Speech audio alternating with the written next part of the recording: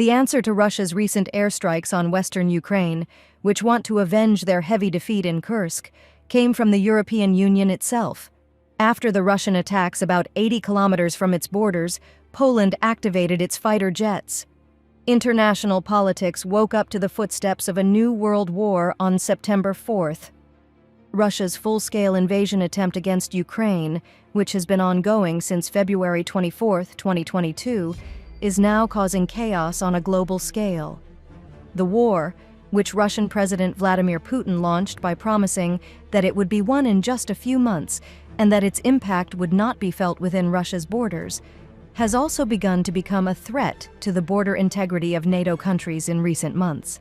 Moscow, which was completely unprepared for the cross-border ground operation launched by Ukraine against Russia's Kiev Oblast on August 6, 2024, and suffered the greatest territorial loss since World War II, blamed the Western Bloc countries for this operation, which has been going on for almost 1 month. This paranoid perception of the Moscow government, which claims that Ukraine is being demanded by Western countries opposed to Russia to make such a move, has brought with it irrational actions. A drone belonging to the Russian army, which began conducting simultaneous airstrikes on several points in western Ukraine on August 26 to avenge the events in the Kursk region, was detected violating Polish airspace on the same day. The Warsaw government, which already sees Russian attacks on western Ukraine as a possible threat to its borders, decided to increase air defense measures and patrols along the borderline after these events. What happened just 8 days after this development, which led to a very big crisis in international politics, showed once again that the Moscow government can trigger a war that will affect the whole world if it is not prevented urgently. Tuesday, September 3rd, the Russian military launched a new airstrike targeting western Ukraine, causing great destruction in several regions, especially Lviv.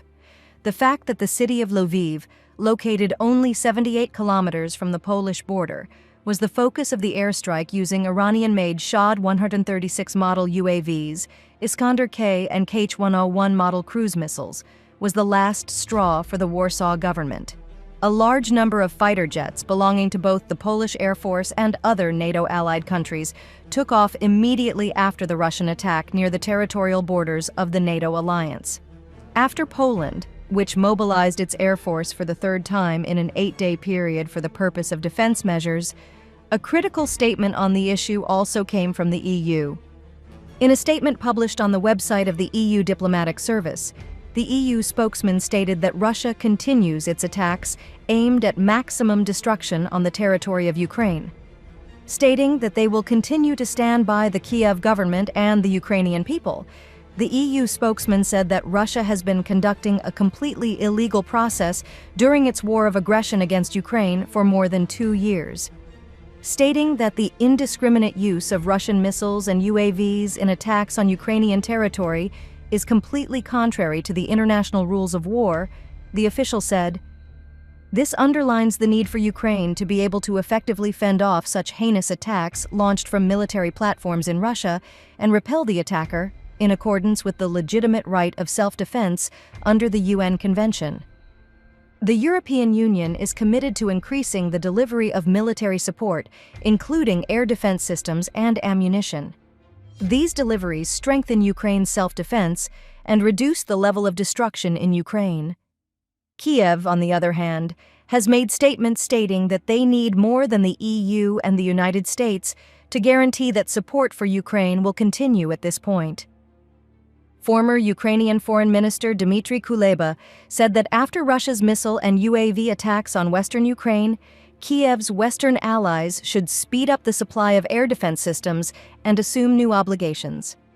Addressing the allied countries during an interview with CNN Foreign News Service chief Christian Amanpour, Kuleba stated that it is close to impossible to block the ballistic missiles launched by the Russian army with portable air defense systems.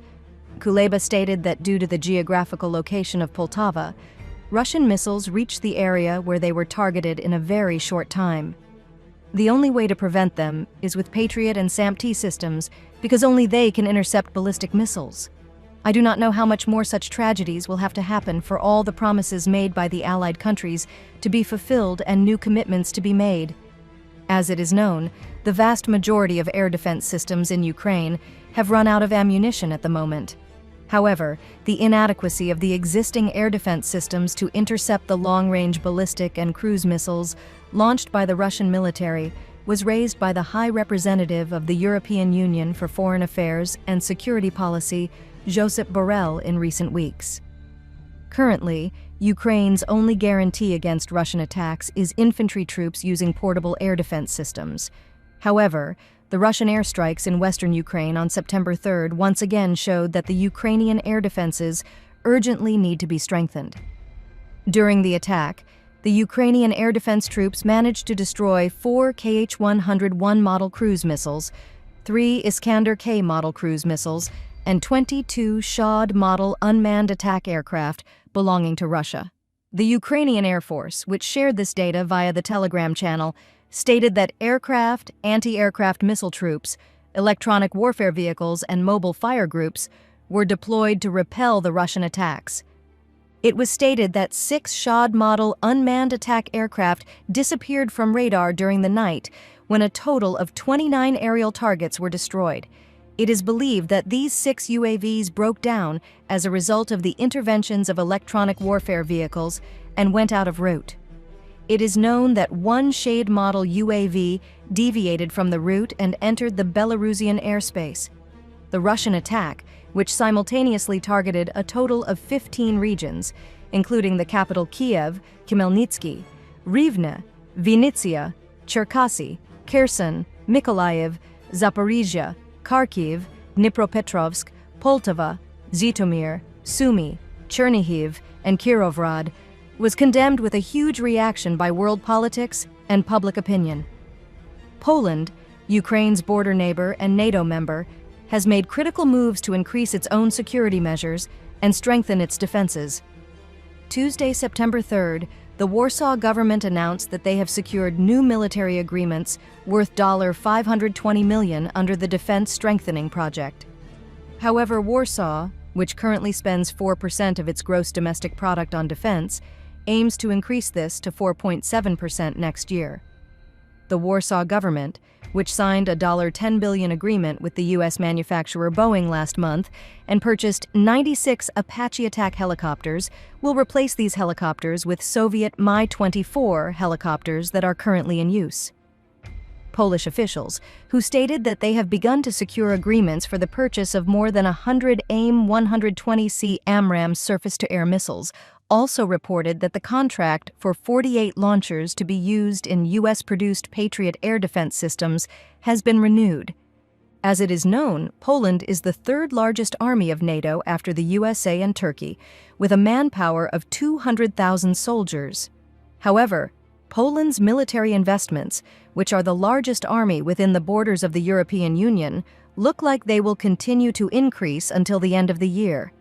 Do you think that the investments made by Poland within the scope of the military mobility and defense project launched on the borderline will enable Russia to abandon the airstrikes targeting western Ukraine? Currently, Russian leader Vladimir Putin, who allegedly sees the Ukrainian war as just the beginning and intends to implement a similar attack plan on Central Europe and the Baltic states in the future, has recently begun making threats to use nuclear weapons, leading to some alarming answers to this question. Kiev, on the other hand, claims that this war is of critical importance, not only for its own self-defense, but also for the prosperity and security of the Western Bloc, demanding that allied countries take the necessary steps before it is too late. If this request is approved by Kiev, which wants Western Bloc countries to lift existing restrictions so that Western weapon systems can be used in attacks on strategic points in the central regions of Russia, the war could move to the center of Russia. While the negotiations on the issue are continuing, all attention is currently focused on the final decision that Washington will take in September. Russia has failed again. Russia, which has been concentrating on airstrikes for days to avenge Ukraine's cross-border operation, destroyed nearly 30 attack UAVs targeting the capital Kiev in the early hours of September 6th as a result of the botched interventions of the Ukrainian Air Defense Forces. After the successful resistance of Ukraine, announcements of a new support package to Kiev from the United States and Great Britain have risen. Russia's full-scale invasion attempt on the territory of Ukraine has been ongoing since February 24, 2022. During his statement on the first day of the war, which has turned into a chaos that affects global politics today, Russian President Vladimir Putin guaranteed that the war would end in just a few months. However, it was also included in Putin's promises that the impact of the war would pose no threat to the integrity of the border of Russia and its allies. However, looking at the year 2024 and especially August, it can be easily said that Putin's promises consist of lies aimed at distracting his own people, his army, and the surrounding countries. On August 6, 2024, the Ukrainian army launched a large-scale ground operation against the Kursk Oblast of Russia and managed to capture 1,300 square kilometers of Russian territory within the scope of this operation, which they have been continuing for 1 month. Caught completely unprepared for this unexpected and sudden move by Ukraine, Moscow decided to launch retaliatory airstrikes instead of taking measures to ensure its own border integrity. Monday, August 26th, the ongoing airstrikes in these completely disregarding the international law of war and ignoring the distinction of targets, the Russian military has become the focus of criticism around the world because of this approach. But despite all this, Kiev, which, contrary to Putin's expectations, did not give up on the Kursk operation, has once again shown that they will not bow to Russia's threats through the air defense measures it has increased in a short time. Friday, September 6th, Russia's casualties in the early hours of Friday, which in no way learned from the effective resistance of Ukraine, have turned Moscow into an object of ridicule all over the world. Thursday, September 5th, which continued to conduct simultaneous airstrikes on more than 10 regions of Ukraine, including the capital Kiev, was reactivated in the night hours of Thursday. One Ka-59 guided missile, one Ka-31P anti-radar missile, and 44 Shade-136 attack UAVs were used during the attacks, which were still ongoing very early on Friday. It ignited the fuse of the upcoming attack from Luhansk and Bryansk Oblast, which Russia unjustly annexed during the war, simultaneously from multiple regions. According to the statement, the Russian army considered northern Kursk, Primorsko-Akhtarsk, and the Crimean-annexed Chad as launch points during this attack, which was again under unjustified annexation. The Ukrainian Defense Forces activated aircraft, anti-aircraft missile units, electronic warfare vehicles, and mobile fire groups during the night when air raid alarms echoed in a total of 13 different Ukrainian regions: Kiev, Kirovohrad, Vinnytsia, Dnipropetrovsk, Mykolaiv, Kherson, Poltava, Chernihiv, Kharkiv, Lviv, Donetsk, Zaporizhzhia, and Sumy. The statement of the Ukrainian Defense Forces, which made an intensive effort to repel the attempted attacks that continued until the morning hours of Friday, was celebrated with great enthusiasm in Kiev at 8 o'clock. The Ukrainian Defense Forces stated that they shot down a total of 27 Shad-136 attack UAVs during Russia's attack attempt, which continued throughout the night, however, once again showed how critical electronic warfare vehicles are in air defense. As a result of the interventions of the EW vehicles, 8 Russian attack UAVs disappeared from the radar on Ukrainian territory, the authorities said, and 1 UAV returned to the area of the Donetsk region occupied by the Russian army. In the continuation of the statement, the Ukrainian Defense Forces stated that several more attack UAVs were observed in the northern airspace and reported that combat operations were continuing. During this process, the Kiev Oblast Military Administration also stated that UAVs were detected in the airspace, and the defense troops responded to this, demanding that everyone go to shelters. The Kiev Oblast Military Administration, which once again emphasizes the importance of not recording images of air defense operations or publishing them online during this process, is trying to hide its strategies from Russian forces through these warnings. However, in September, the public opinion, which believes that Kiev is trying to resist Russia's attacks, targeting multiple regions of Ukraine and causing great destruction, began to direct criticism at the Western Bloc countries led by the United States for this reason. But the fact that both the US and the UK issued new announcements of support just a few hours after the latest airstrike against Ukraine changed everything. Critical statements were made at the meeting of the Ukrainian Defense Liaison Group, which was held at the U.S. military airbase Ramstein in Germany and attended by Ukrainian President Volodymyr Zelensky, which will make Kiev extremely happy. Friday, September 6th, U.S. Secretary of Defense Lloyd Austin, who delivered the opening speech of the meeting, stated that President Joe Biden will announce a new military support package worth $250 million to Ukraine. Noting that Ukraine has entered a very critical process with the approach of winter, Austin stressed that this new support package worth $250 million from President Joe Biden will be provided to Ukraine at the most necessary time. Austin, who stated that this support will provide a serious advantage in meeting the growing needs of Ukraine, avoided giving detailed information about the contents of the package. Do you think that the AGM-158 JASSM model cruise missiles, which some officials recently claimed will be included in the new support packages, will be included in this package? The comments made by the officials at that point were that it would take several months of work for these missiles to be integrated into other fighter jets in the Ukrainian Air Force. However, considering the F-16 fighter jets that the Ukrainian Army has recently acquired, it is possible that some of the JSM missiles will be sent to Ukraine in this support package. After the comments and explanations about the support package, Austin evaluated the course of the war and guaranteed the continuity of support, stating that allowing Russia to seize a neighboring country would be a great threat to the public order of all countries. The U.S. Secretary of Defense said, "If autocrats come to the conclusion that we will lose the courage of well-intentioned nations and abandon our principles, our world will become much more dangerous." Immediately after this critical statement by the United States, another news that made Kiev happy came from London. The British government, which brought up Russia's attacks on Ukraine by UAVs and missiles in a statement on Friday, stated that they will deliver 650 light multi-purpose missiles worth 162 million rubles to Kiev in order to protect Ukraine from these attacks. This support, worth about $215 million, was announced by British Defense Minister John Healey, stating that they are in the process of delivering the first batch of missiles to Ukraine by the end of the year.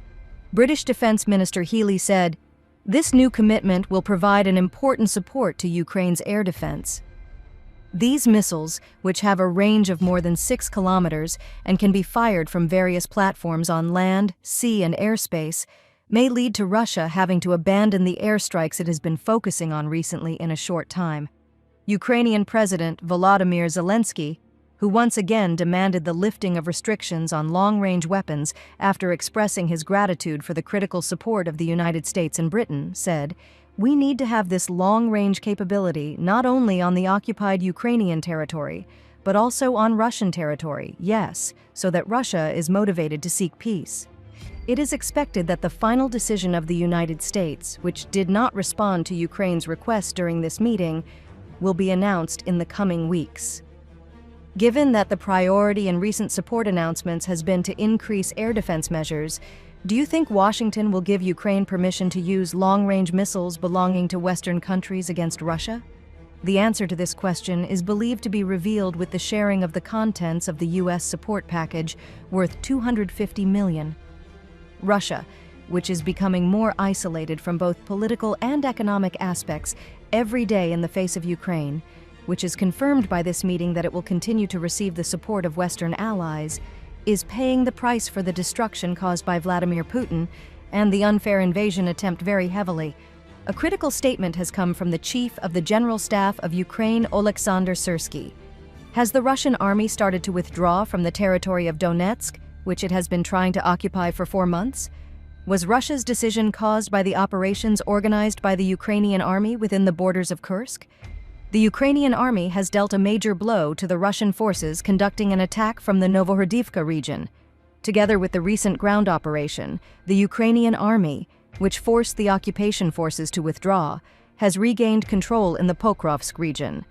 The Ukrainian army stationed in the Pokrovsk region, which the Russian army plans to invade, did not pass through to the Russian forces.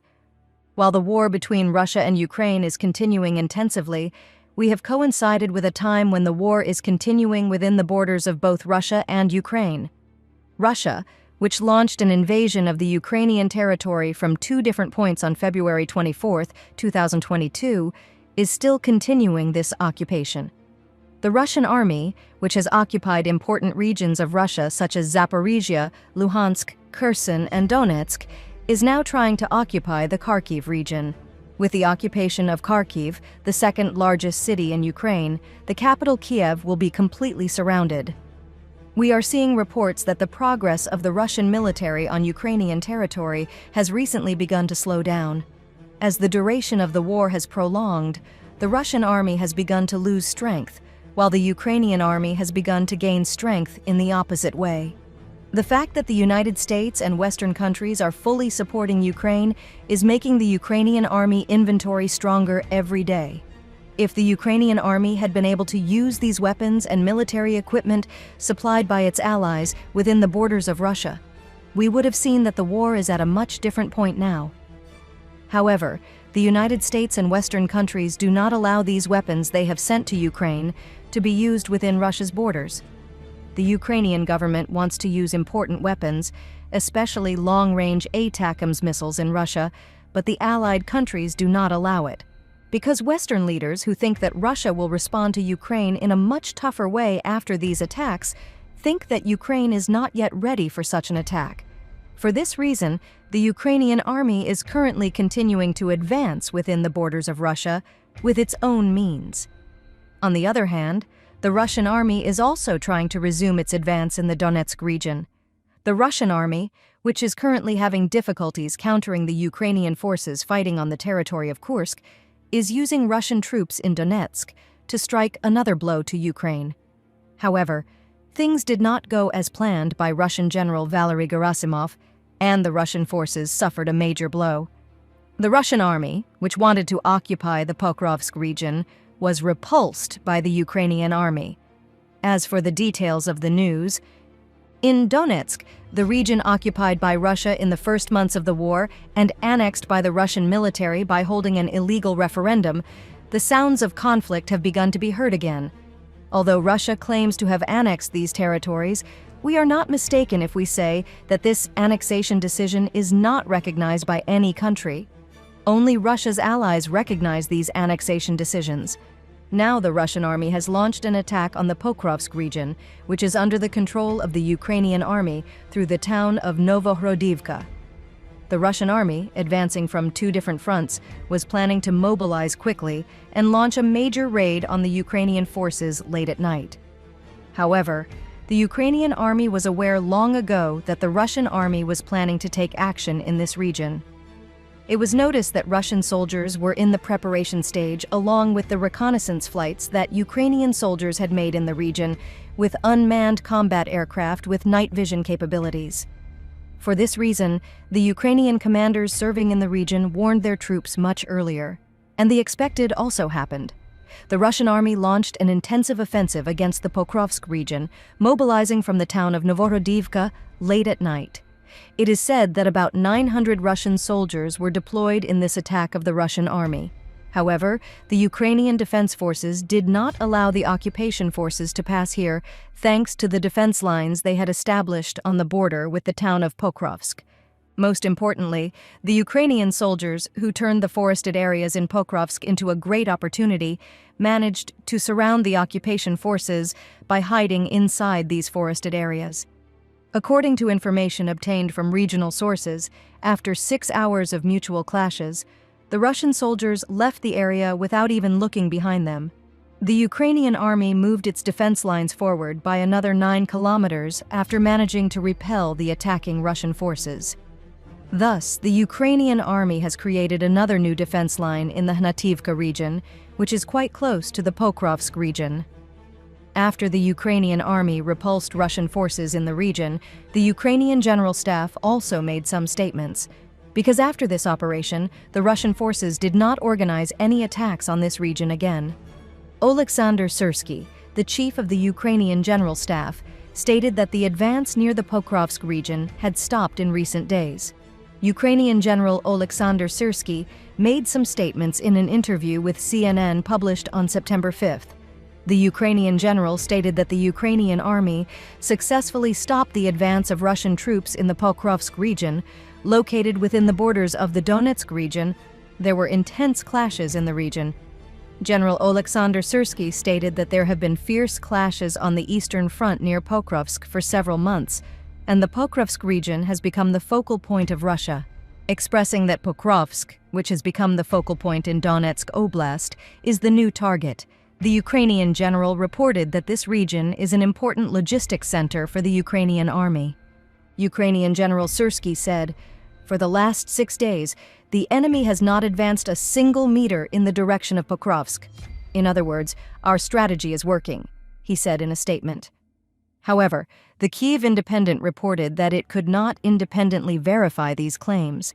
According to Deep State, which allows us to closely follow the war between Russia and Ukraine, the Russian army has recently been starting to move in other directions in the Donetsk region. General Syrsky stated that Russia has begun to concentrate its most important and trained units in the Pokrovsk region, but the attacks have decreased. "We have taken away their ability to maneuver and deploy reinforcements from other directions," Syrsky said. "And that weakening has certainly been felt in other areas as well," he said. On the other hand, in the news made by Kiev Independent again, the statements of Ukrainian President Volodymyr Zelensky were included. The Ukrainian leader stated that Russia has withdrawn more than 60,000 troops to the Kursk region as of the beginning of September after the operations launched by the Ukrainian army in the Kursk region of Russia. Zelensky said that the Kremlin administration had been forced to withdraw troops from occupied territories such as Zaporizhia and Kherson. However, the Kiev Independent again stated that it could not independently confirm this news. Ukrainian President Volodymyr Zelensky, in an interview with the Kiev Independent earlier, stated that the progress in Pokrovsk has slowed down compared to before the Kursk operation.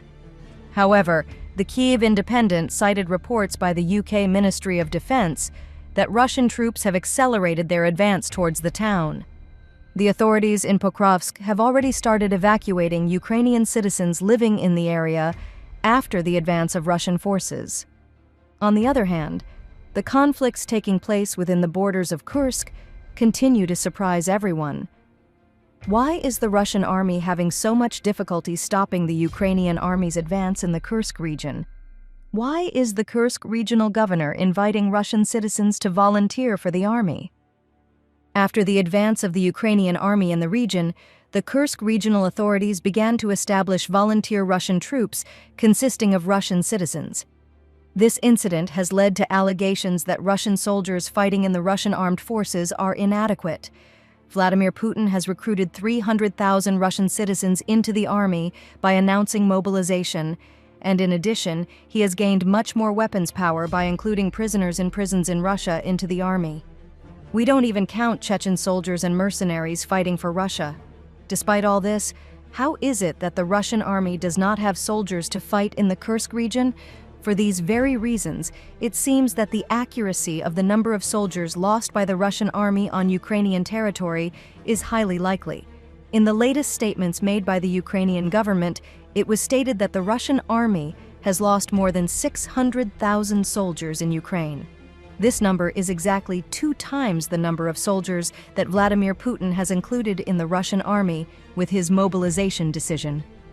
Such a loss is quite a lot for a 30-month war. For this reason, it is suggested that the Russian army has recently experienced a major loss of strength. It is still a matter of curiosity when the war between Russia and Ukraine will end. Both sides are trying to win by intensifying their mutual attacks.